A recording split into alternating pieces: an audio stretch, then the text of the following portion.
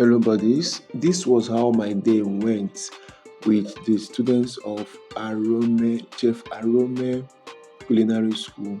Though Chef Arome Culinary School is a school, baking and cooking school situated in Kaduna State, so Chef Arome invited me over to, spend some time with his students so that I can also be part of the training to help train his students because he wasn't around. So, as a friend and also as a business partner, we partnered together.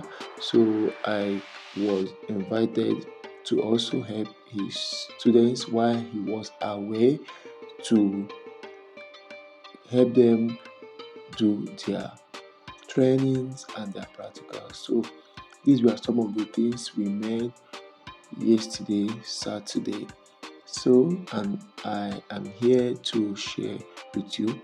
We made red velvet, fruit cake, chocolate cake, banana cake or banana bread. Then we also made royal icing.